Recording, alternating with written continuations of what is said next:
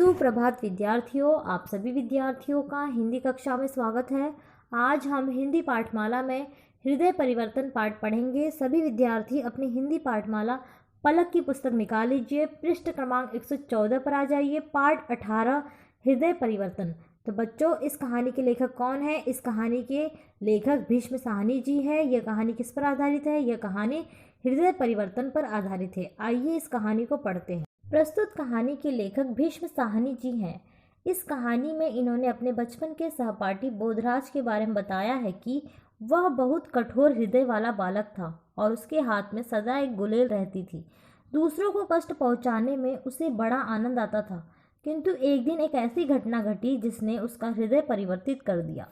छठी कक्षा में पढ़ते समय मेरे तरह तरह के सहपाठी थे। उनमें से एक सहपाठी था बोधराज। उससे हम सब डरते थे। बड़ा जालिम लड़का था।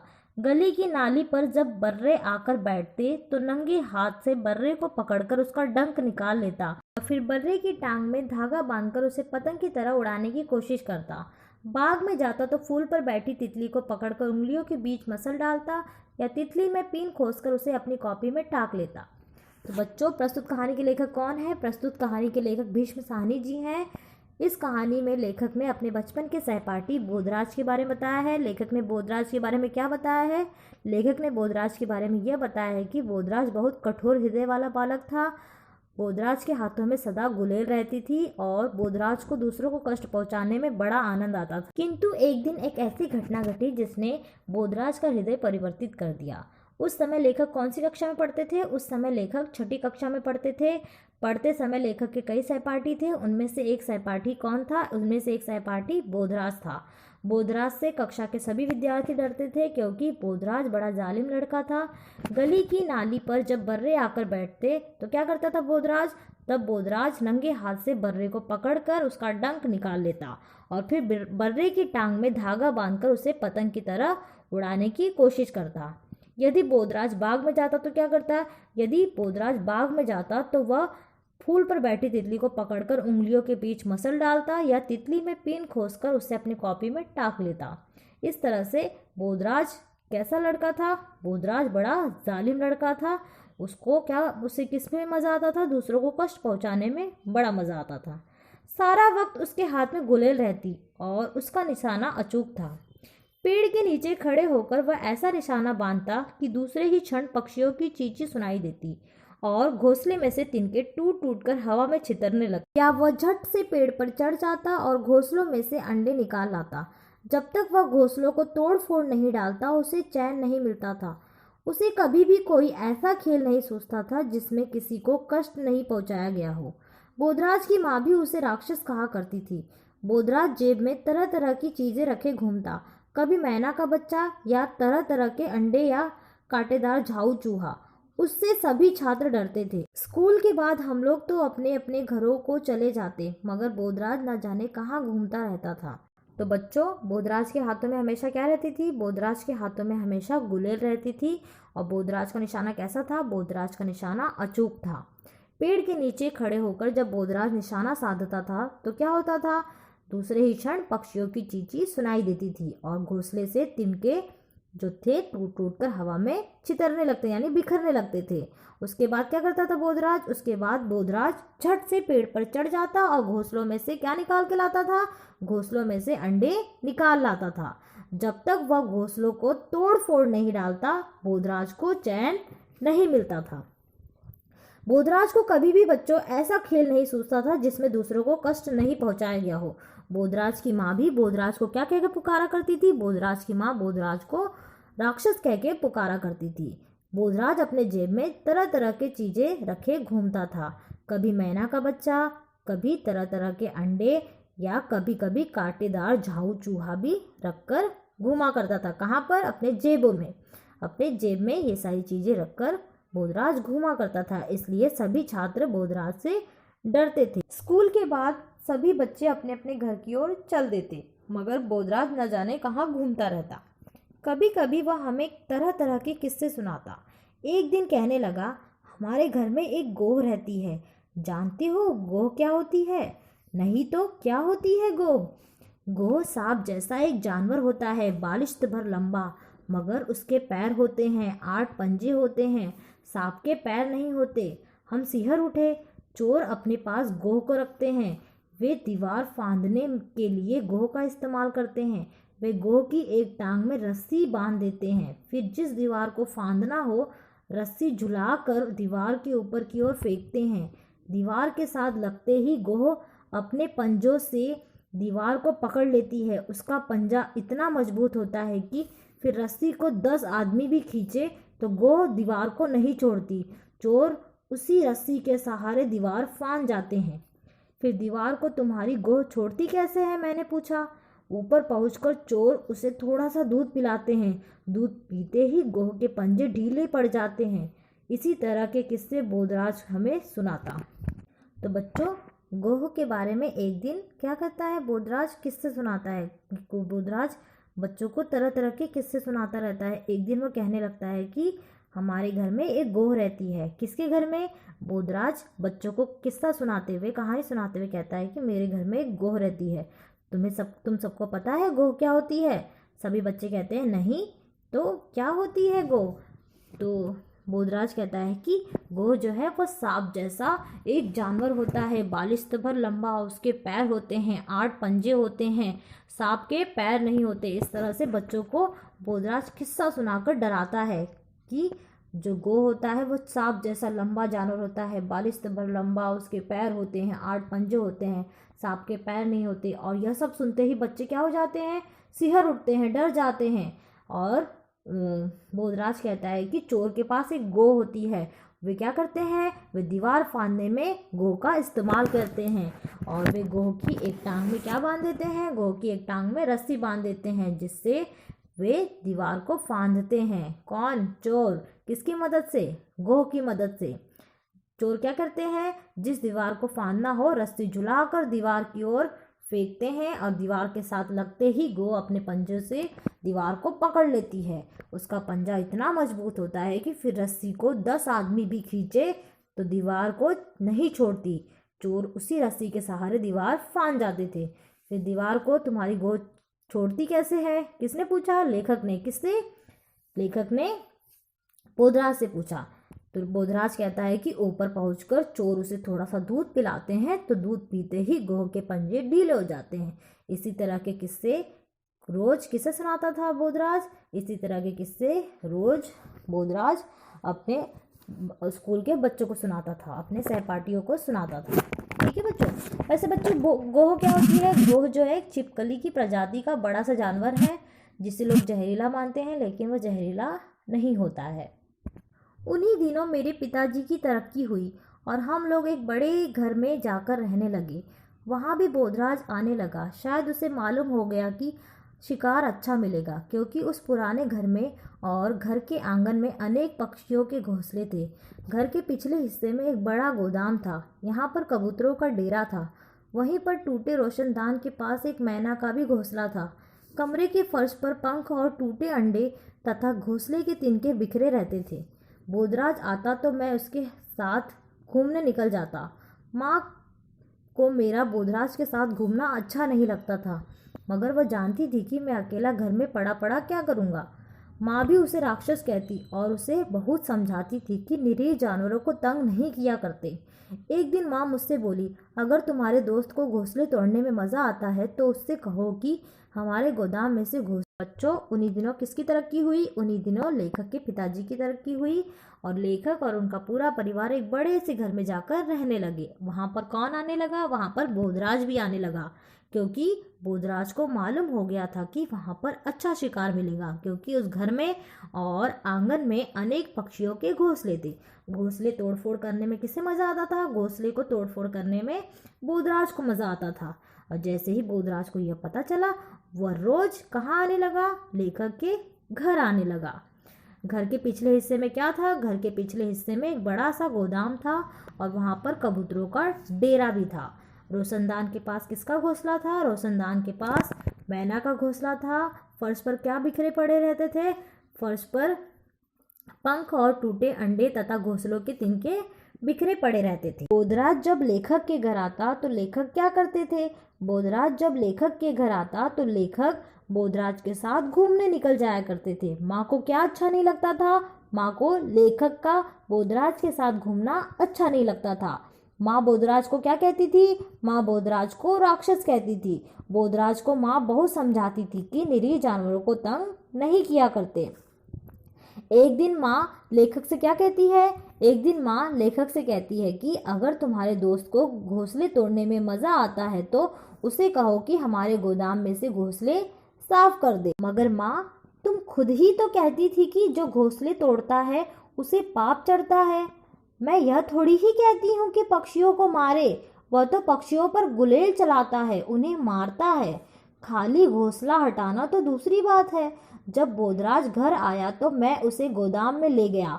शाम हो रही थी। वहां पहुंची तो बला की बू थी और फर्श पर बिखरे हुए थे पंख और पक्षियों के बीच। सच पूछो तो मैं डर गया। मैंने सोचा यहाँ भी बोधराज अपना घिनौना शिकार खेलेगा। यह घोंसलों को तोड़ तोड़ कर गिराएगा, उनके अंडे तोड़ेगा, ऐसी सभी बातें करेगा जिनसे मेरा दिल दहलाता था। न जाने माँ ने क्यों कह दिया कि इसे गोदाम में ले जाओ और इससे कहो कि गोदाम में से घोंसले साफ कर दे। तो बच्चों, एक दिन लेखक की माँ लेखक से क्या कहती हैं? एक दिन लेखक की माँ लेखक से कहती हैं कि तुम्हारे दोस्त को घोंसले तोड़ने में मज़ा आता है तो उससे कहो कि हमारे गोदाम में से घोंसले साफ कर दे। उसके बाद लेखक माँ से कहते हैं कि माँ, तुम खुद ही तो कहती थी कि जो घोंसले तोड़ता है उसे पाप चढ़ता है। उसके बाद माँ कहती हैं लेखक से कि मैं ये थोड़ी कहती हूँ कि पक्षियों को मारे। जब लेखक गोदाम में पहुँचते हैं तो उन्हें क्या आ रही होती है? जब लेखक गोदाम में बोधराज के साथ पहुँचते हैं तो वहाँ बहुत गंदी बदबू आ रही होती है। फर्श पर क्या बिखरे हुए थे? फर्श पर पंख और पक्षियों की बीट बिखरे हुए थे। लेखक अंदर से बहुत डर रहे थे। लेखक सोच रहे थे यहाँ भी बोधराज अपना घिनौना शिकार खेलेगा। वह घोंसलों को तोड़ तोड़ कर गिराएगा, उनके अंडे तोड़ेगा, ऐसी सभी बातें करेगा जिनसे लेखक का दिल दहलता था। लेखक फिर सोचने लगते हैं ना जाने माँ ने क्यों कह दिया कि इसे गोदाम में ले जाओ और इसे ही गोदाम में से घोंसले साफ करने के लिए कह दिया। मैंने बोधराज की ओर देखा तो उसने गुलेल संभाल ली थी और बड़े चाव से छत के नीचे मैना के घोंसले की ओर देख रहा था, जिसमें से उभरे हुए तिनके और रुई के फाहे हमें नजर आ रहे थे। कबूतर अलग से दूसरी ओर शहतीर पर गुटर गू करते हुए मटर गश्ती कर रहे थे। घोंसले में मैना के बच्चे हैं, बोधराज ने कहा और गुलेल साध ली। तभी मुझे घोंसले में से छोटे छोटे बच्चों की पीली पीली नन्ही चोंच झांकती नजर आई। इनके माँ बाप कहाँ हैं? मैंने पूछा। चुग्गा लेने गए हैं, अभी आते ही होंगे, कहते हुए बोधराज ने गुलेल उठाई। तो बच्चों, लेखक बोधराज को गोदाम में क्यों लेकर आते हैं? लेखक बोधराज को गोदाम में घोंसला साफ करने के लिए लेकर आते हैं। गोदाम में आते ही बोधराज क्या करता है? गोदाम में आते ही बोधराज अपनी गुलेल संभाल लेता है और बोधराज बड़े चाव से किसकी ओर देख रहा होता है? बोधराज बड़े चाव से छत के नीचे मैना के घोंसले की ओर देख रहा होता है, जिसमें से उभरे हुए क्या नजर आ रहे थे? घोंसले में से उभरे हुए क्या नजर आ रहे थे? घोंसले में से उभरे हुए तिनके और रुई के फाहे नजर आ रहे थे। किसे नजर आ रहे थे? लेखक और बोधराज को नजर आ रहे थे। दूसरी ओर कबूतर क्या कर रहे थे? दूसरी ओर कबूतर शहतीर पर गुटरगू करते हुए मटर गश्ती कर रहे थे। घोंसले में किसके बच्चे थे? घोंसले में मैना के बच्चे थे। ऐसा कौन किसको बता रहा है? ऐसा बोधराज लेखक को बता रहे हैं कि घोंसले में मैना के बच्चे हैं। उसके बाद बोधराज अपनी गुलेल साध लेता है। तभी लेखक को घोंसले में से छोटे छोटे बच्चों की पीली पीली चोंच झांकती हुई नजर आती है। उसके बाद लेखक बोधराज से पूछते हैं कि इनके माँ बाप कहाँ हैं। उसके बाद बोधराज कहते हैं कि इसके माँ बाप चुग्गा लेने गए हैं। चुग्गा यानी चिड़ियों का दाना। यानी बोधराज बताते हैं कि मैना के बच्चों के माँ बाप क्या लेने गए हैं? चुग्गा यानी अनाज के दाने लेने गए हैं, अभी वे आते ही होंगे। ऐसा कहते हुए बोधराज क्या करता है? ऐसे कहते हुए बोधराज अपनी गुलेल उठा लेता है। मैं उसे रोकना चाहता था कि घोंसले पर गुलेल नहीं चलाए, पर तभी बोधराज की गुलेल से फर्र की आवाज़ निकली और उसके बाद जोर से टन की आवाज़ आई। गुलेल का कंकड़ घोंसले में न लगकर सीधा टीन की छत पर। तभी बोधराज ने गुलेल से एक और वार किया। अब की बार कंकड़ शहतीर से लगा। बोधराज अपने अचूक निशाने पर अकड़ा करता था। 2 निशाने चूक जाने पर वह बौखला उठा। अब की बार वह थोड़ी देर तक चुपचाप खड़ा रहा। जिस वक्त मैना के बच्चों ने चोंच फिर से उठाई, उसी समय बोधराज ने तीसरा वार किया। अब की कंकड़ घोंसले के किनारे पर लगा। 3-4 तिनके और रुई के गोले उड़े, लेकिन घोंसला नहीं गिरा। बोधराज ने फिर से गुलेल तान ली। तभी कमरे में एक भयानक सा साया डोल गया। रोशनदान के सिंह खच्चे पर एक बड़ी सी चील पंख फैलाए बैठी थी। हम दोनों ठिठक कर उसकी ओर देखने लगे। रोशनदान में बैठी चील भयानक लग रही थी। यह चील का घोंसला होगा। चील अपने घोंसले में लौटी है, मैंने कहा। तो बच्चों, बोधराज ने अपनी गुलेल तान ली थी। किस पर वार करने के लिए? मैना के घोंसले पर वार करने के लिए बोधराज ने अपनी गुलेल तान ली थी। लेखक किसे रोकना चाहता था? लेखक बोधराज को रोकना चाहता था, लेकिन बोधराज ने तब तक अपनी गुलेल चला ली थी। और गुलेल से कौन सी आवाज निकली? गुलेल से फर्र की आवाज निकली। गुलेल का कंकड़ कहाँ लगा बच्चों? गुलेल का कंकड़ घोंसले में न लगकर सीधा टीन की छत पर जा लगा। उसके बाद क्या किया बोधराज ने? उसके बाद बोधराज ने एक और गुलेल से वार किया। अब की बार जो कंकड़ है वह कहाँ लगा? अब की बार कंकड़ शहतीर से लगा। शहतीर किसे कहते हैं? शहतीर उसे कहते हैं बच्चों, वह लट्ठा जो छत या पाटन का बोझ संभालने के लिए लगाया जाता है, उसे शहतीर कहते हैं। ठीक है बच्चों। बोधराज जो था वह अपने निशाने पर हमेशा अकड़ा करता था कि मेरा निशाना अचूक है, जो कभी खाली नहीं जाता। 2-3 निशाने बोधराज के चूक गए थे और बोधराज अब क्या हो गया था? बौखला उठा था। बोधराज अब बौखला उठा था। अब की बार वह थोड़ी देर तक चुपचाप खड़ा रहा। जिस वक्त मैना के बच्चे ने चोंच उठाई, उसी समय बोधराज ने तीसरा वार किया। तीसरा वार कहाँ लगा बच्चों? तीसरा वार घोंसले के किनारे पर लगा। घोंसले के किनारे पर लगने से क्या हुआ? 3-4 तिनके और रुई के गोले उड़े, लेकिन घोंसला नहीं गिरा। बोधराज ने फिर से अपनी गुलाल तान ली। तभी कमरे में एक भयानक सा क्या डोल गया? एक साया डोल गया। रोशनदान के सिंह खच्चे पर कौन बैठी थी? रोशनदान के सिंह खच्चे पर एक बड़ी सी चील बैठी थी। कैसे बैठी थी? पंख फैलाए हुए बैठी थी। लेखक और बोधराज दोनों डर गए। किसे देखकर? चील को देखकर डर गए। यह चील का घोंसला है। चील अपने घोंसले में लौटी है, ऐसा किसने कहा? यह चील का घोंसला है। चील अपने घोंसले में लौटी है, ऐसा लेखक ने बोधराज से कहा। नहीं, चील का घोंसला यहाँ कैसे हो सकता है? चील अपना घोंसला पेड़ों पर बनाती है। यह मैना का घोंसला है। उसी वक्त घोंसले में से ची ची की ऊंची आवाजें आने लगी और मैना के बच्चे पंख फड़फड़ाकर चिल्लाने लगे। हम दोनों निश्चेष्ट से खड़े हो गए, यह देखने के लिए कि अब चील क्या करेगी। हम दोनों टकटकी बांधे चील की ओर देखे जा रहे थे। चील रोशनदान में से अंदर आकर शहतीर पर बैठ गई थी। वह अपना छोटा सा सिर हिलाती, कभी दाएं और कभी बाएं देखने लगी। मैं चुपचाप था। बोधराज भी न जाने क्या सोच रहा था। यह यहाँ रोज आती होगी, बोधराज बोला। अब मेरी समझ में आ गया कि क्यों फर्श पर जगह जगह पंख और मांस के लोथड़े बिखरे पड़े रहते हैं। जरूर आए दिन चील घोंसलों पर झपट्टा मारती रही होगी। तो बच्चों, लेखक क्या कहते हैं? लेखक कहते हैं कि यह चील का घोंसला होगा। उसके बाद क्या होता है? उसके बाद घोंसले में से ची ची की ऊंची आवाजें आने लगती है। मैना के बच्चे क्या करने लगते हैं? मैना के बच्चे पंख फड़फड़ाकर चिल्लाने लगते हैं। बोधराज और लेखक दोनों निश्चेष्ट होकर खड़े हो जाते हैं, बिना किसी चेष्टा के खड़े हो जाते हैं, यह देखने के लिए कि चील अब क्या करेगी। दोनों टकटकी बांधे किसे देख रहे हैं? दोनों टकटकी बांधे चील की ओर देखे जा रहे थे। चील रोशनदान में से अंदर आकर शहतीर पर बैठ गई। चील क्या कर रही थी? चील अपना छोटा सिर हिलाती, कभी दाएं कभी बाएं। और यह सब कौन देख रहा था? यह सब लेखक और बोधराज देख रहे थे। तभी बोधराज लेखक से कहते हैं कि यह यहाँ रोज आती होगी। कौन? चील यहाँ पर रोज आती होगी, ऐसा किसने कहा? बोधराज ने। किससे कहा? बोधराज ने लेखक से कहा। उसके बाद लेखक को सारी बातें समझ में आ गया कि क्यों फर्श पर जगह जगह पंख और मांस के लोथड़े बिखरे पड़े रहते हैं। जरूर आए दिन चील घोंसलों पर झपट्टा मारती रही होगी। बोधराज अभी भी टकटकी बांधे चील की ओर देख रहा था। अब चील धीरे धीरे शहतीर पर चलती हुई घोंसले की ओर बढ़ने लगी थी और घोंसले में बैठे मैना के बच्चे पंख फड़फड़ाकर और चीखने लगे थे। बोधराज अब भी मूर्तिवत खड़ा चील की ओर ताके जा रहा था। मैं घबरा उठा। मैं मन में बार बार कहता, क्या फर्क पड़ता है अगर चील मैना के बच्चे को मार डालती है या बोधराज अपनी गुलेल से उन्हें मार डालता है। अगर चील नहीं आती तो इस वक्त तक बोधराज ने मैना का घोंसला नोच भी डाला होता। तभी बोधराज ने गुलेल उठाई और सीधा निशाना चील पर बांध दिया।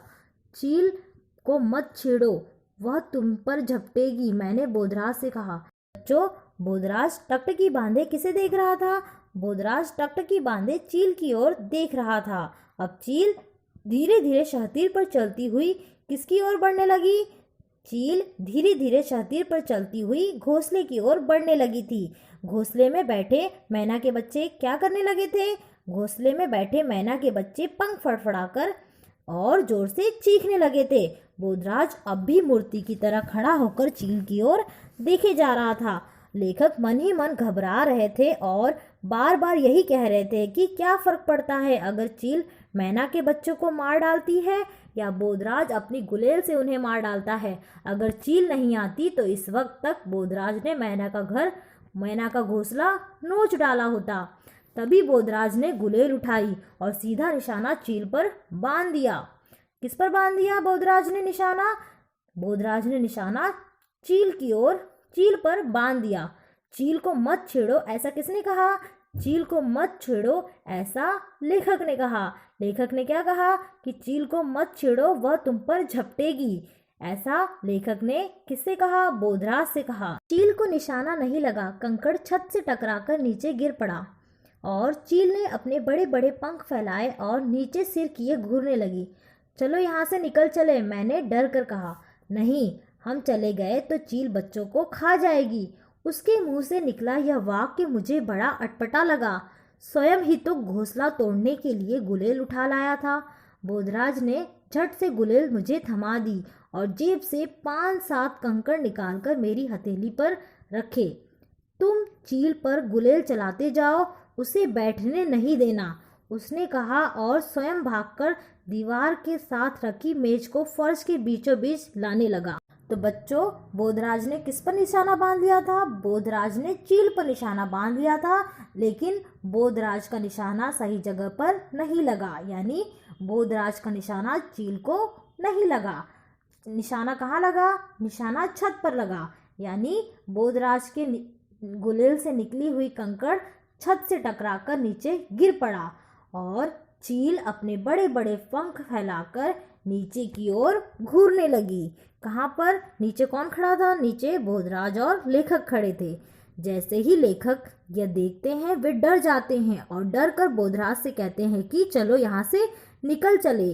उसके बाद बोधराज कहता है कि नहीं, हम चले गए तो चील बच्चों को खा जाएगी।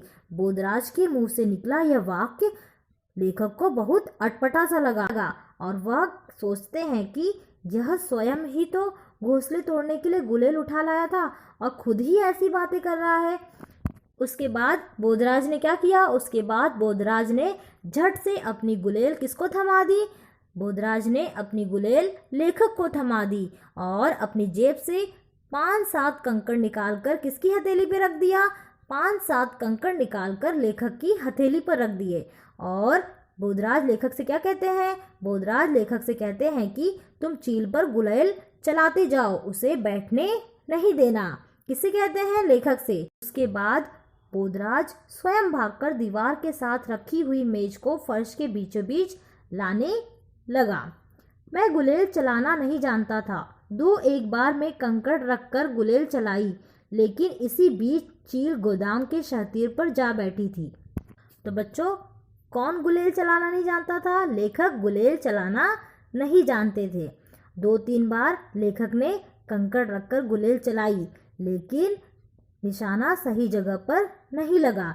इसी बीच क्या हुआ? इसी बीच चील जो थी वह कहाँ बैठ गई? चील गोदाम के शहतीर पर जा बैठी। इधर बोधराज मेज को मैना के घोंसले के नीचे ले आया। फिर उसने एक टूटी हुई कुर्सी उस पर रख दी और उसके ऊपर खड़ा हो गया और धीरे धीरे कुर्सी पर से उतरकर मेज पर आ गया और घोंसले को थामे हुई छलांग लगा दी। चलो बाहर निकल चलो, उसने कहा और दरवाजे की ओर लपका। गोदाम में से निकलकर हम गैराज में आ गए। गैराज में एक ही बड़ा दरवाज़ा था और दीवार में एक छोटा सा झरोखा।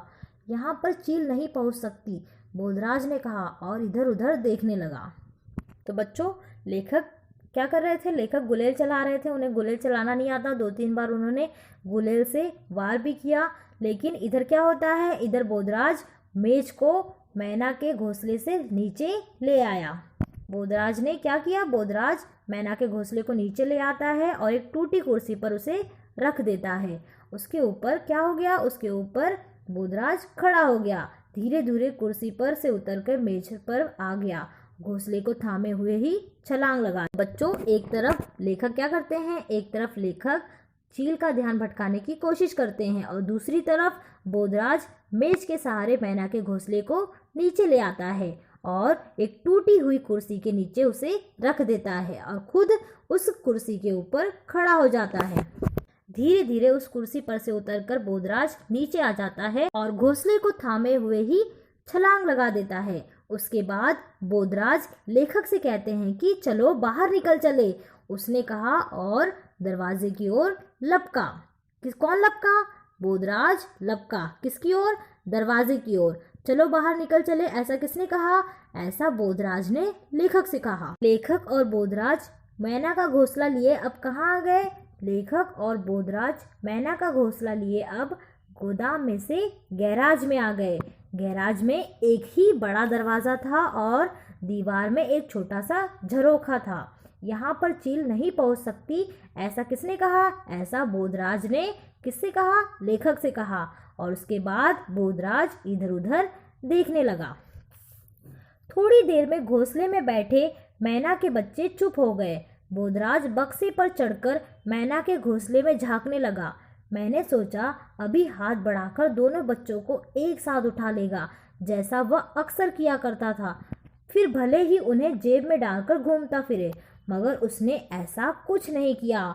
वह देर तक घोंसले के अंदर झांकता रहा और फिर बोला, थोड़ा पानी लाओ, इन्हें प्यास लगी है, इनकी चोंच में बूंद बूंद पानी डालेंगे। मैं बाहर गया और एक कटोरी में थोड़ा सा पानी ले आया। दोनों नन्हे नन्हे बच्चे चोंच ऊपर उठाए हाँफ रहे थे। बोधराज ने उनकी चोंच में बूंद बूंद पानी डाला और बच्चों को छूने से मना कर दिया, न ही स्वयं उन्हें छुआ। इन बच्चों के माँ बाप यहाँ कैसे पहुँचेंगे? मैंने पूछा। वे इस झरोखे में से आ जाएंगे, वे अपने आप इन्हें ढूंढ निकालेंगे। तो बच्चों, बोधराज ने मैना के बच्चों को बचा लिया था। अब घोंसले में बैठे मैना के बच्चे भी चुप हो गए थे। इधर बोधराज बक्से पर चढ़कर मैना के घोंसले में झांकने लगा। यह देखते ही लेखक सोचने लगे कि अभी हाथ बढ़ाकर दोनों बच्चों को एक साथ उठा लेगा, जैसा वह बोधराज अक्सर किया करता था। फिर भले ही उन्हें जेब में डालकर घूमता फिरे, लेकिन लेखक ने जैसा सोचा वैसा बोधराज ने कुछ नहीं किया। कुछ देर लेखक और बोधराज घोंसले में झांकते रहे। फिर बोधराज ने बोला कि थोड़ा पानी ले आओ, इन्हें प्यास लगी है, इनकी चोंच में बूंद बूंद पानी डालेंगे। ऐसा किसने कहा? ऐसा बोधराज ने लेखक से कहा। लेखक बाहर गए और एक कटोरी में थोड़ा सा पानी ले आए। दोनों नन्हे नन्हे बच्चे चोंच ऊपर उठाए हाँफ रहे थे। बोधराज ने उनकी चोंच में क्या डाला? बोधराज ने उनकी चोंच में बूंद बूंद पानी डाला। बच्चों को छूने से किसने मना कर दिया? बच्चों को छूने से बोधराज ने मना कर दिया और बोधराज ने भी बच्चों को नहीं छुआ। उसके बाद लेखक पूछते हैं कि इन बच्चों के माँ बाप यहाँ कैसे पहुँचेंगे? उसके बाद बोधराज कहता है कि वे इस झरोखे में से आ जाएंगे, वे अपने आप इन बच्चों को ढूंढ निकालेंगे। हम देर तक गैराज में बैठे रहे। बोधराज देर तक मंसूबे बनाता रहा कि वह कैसे रोशनदान को बंद कर देगा ताकि चील कभी गोदाम के अंदर ना आ सके। उस शाम वह चील की ही बातें करता रहा।